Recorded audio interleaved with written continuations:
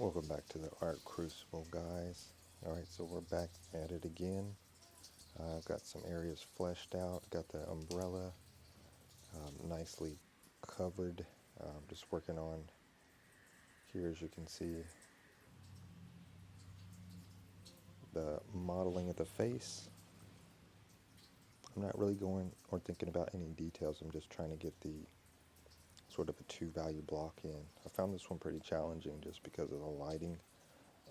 And it's a young face, so you want to avoid any, of like heavy modeling into the details. So you just want to get some smooth surfacing going on. Also, it's important that whenever you're painting, to move around the canvas. As you can see, I just picked some random places. It also gives you a break. And one of the main things is that you're establishing the color relationships. So instead of working one area until it's finished, you're going to move around and build up areas around the whole illustration. That way you can get a whole picture, a better picture, and you can also, judge your values a lot better this way, and of course your color relationships.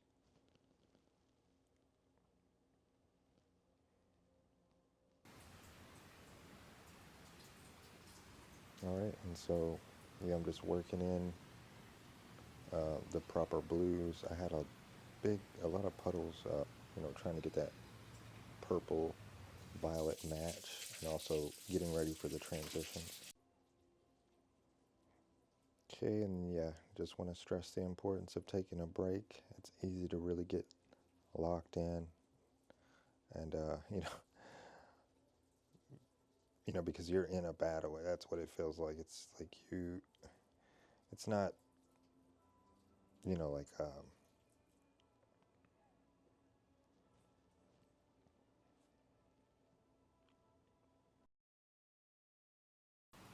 okay, and so here I worked out the transitions. I was really happy. I got probably a good 4 different shades of the value of purple that I wanted to get, and then did some testing prior to, as you can see in the transitions here.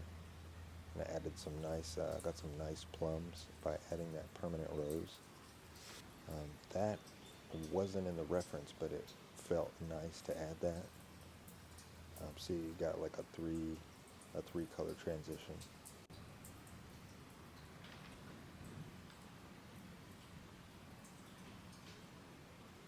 All right, coming back from another break. Everything is pretty covered in at this point. I think I'm going to start working in the belt line.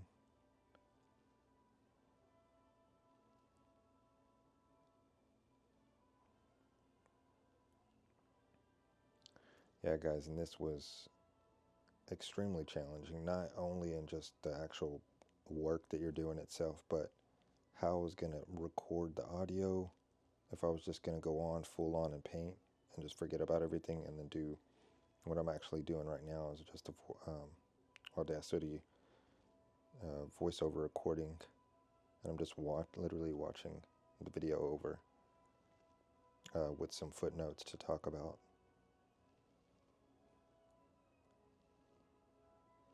I think this was a good approach to getting this done. I honestly thought I was going to stop here because I knew there was a strain for time, and I didn't want to rush it, and then have the end result being worse. I would have rather have waited a week if I knew that if I wasn't going to be able to get it done. But I started thinking about, the night that gets through all, that drudges on, not for the sake of the deadline, but just getting that extra oomph, like really thinking about what else you need to do in the day, and if you actually can do it because you want to do it. And so yeah, I pushed on, just like the character Hananoi here, and Staju from the show Berabo that I talked about in the last videos. those guys really persevered. They grew up together. They built themselves up out of, you know, way harsher situations. I mean, poverty, but, I'm pushing toward a better life. And you can see that in the character development. It just makes you think. It's like, I can tough this out. I can really push and try to get a good result for you guys.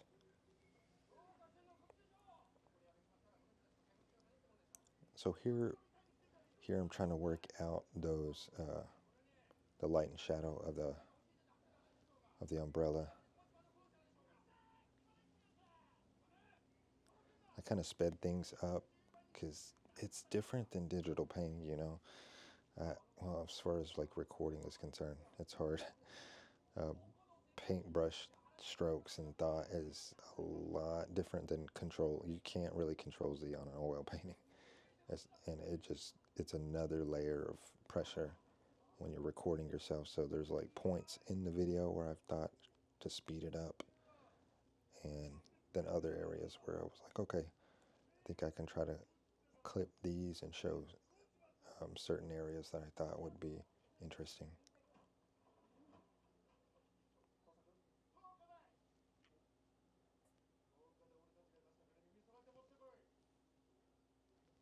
All right, yeah, and then at this point, the results are really doing well. I like the headpiece. I was happy with the kimonos, the belt. That black and white stripe was pretty daunting. I was like, ugh, it's gonna be rough. And then of course there's the face and the arm, the hand even. I was like, I'm thinking this is gonna be another week. Um, so yeah, just kept on going, and then that looks really good, right? Like, look at the umbrella is pretty. It's almost I don't know, like galaxy ish. Those red tones came out really nice. The shadow patterns, that circular area of the shadow patterns. There, I finally got to the face. I decided just to cut the camera off because it was going to be really hard to get a good result with having to think about starting and stopping the camera on each brush stroke. So I just went ahead and got the best result I could. And that was also just because of the restraint of time. I didn't have time to mess around with choosing shots, so I cut it off and sort of sped it ahead. Here, got some really nice lines with indication, guys, which is another really nice point to bring out. Although it is, some realistic aspects of the painting, um, it's always good to go for indication because you get a feeling rather than just, a direct photo interpretation. So, and there she is. The transitions came out really nice. I got a little painterly with them instead of smoothing them out. I think ideally that is a style I'd like to bring into my work. And yeah, maybe the next one. I'm not sure if we'll talk about influences or favorite painters. I hope that you guys got something out of this. I hope it got you to pick up your brush, pick up your pencil, type that page of that story you always wanted to write. And I challenge you to do the same over the week. And I'll catch you guys in the next one.